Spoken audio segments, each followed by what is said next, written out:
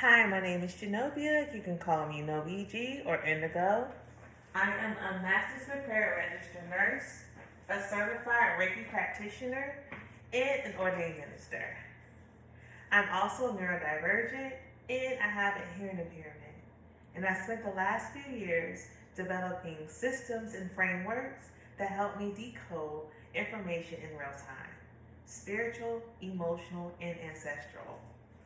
Right now, I'm working on my PhD with a focus on ancestral healing, biblical interpretation, and metaphysical parapsychology. My dissertation explores how quantum physics connects with spirituality, psychology, and epigenetics. So let's dive into the celestial transits for April 12, 2025. This is a divine astrological alignment for liberation, revelation, and resurrection. First, we have the full pink moon in Libra. The themes and energy with this transits are balance, relationship, and sacred justice. Think inner versus outer harmony. Libra rules partnerships, beauty, and fairness. This full moon reflects emotional fullness, inviting truth in relationship and within yourself. This is symbolic of divine reconciliation between who we are and who we're becoming. This full moon opposes the Aries sun. Think personal identity versus relationship identity. So, what does this mean for us? This moon is a mirror. It shows where we're overextended, over-isolated, and under-nurtured. It calls for balance before the breakthrough. Next, we have Venus stationed direct in Pisces Airy Cups. The theme and energy with this transit are clarity and love, values, money, beauty, and spiritual support.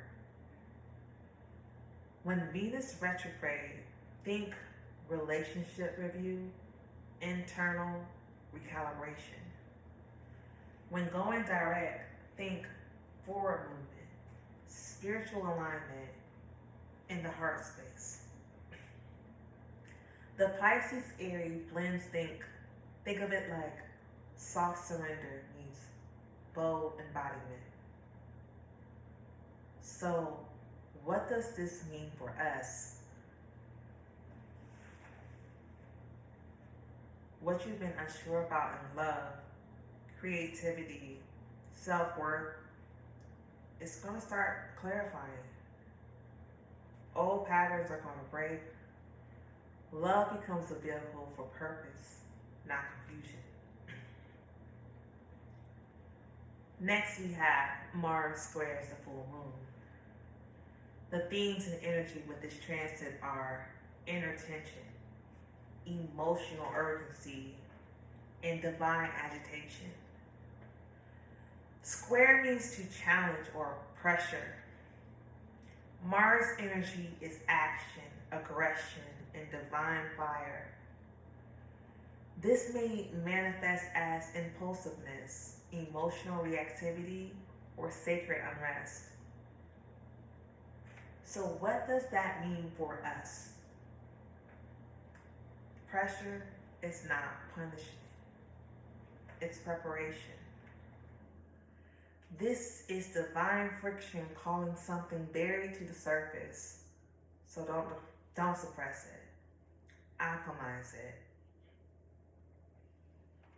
Following next, we have the moon trine Jupiter. The themes and energy with this transit are expansion, emotional optimism, and divine grace. Trine means an ease and flow. Jupiter energy is growth, blessings, and higher wisdom.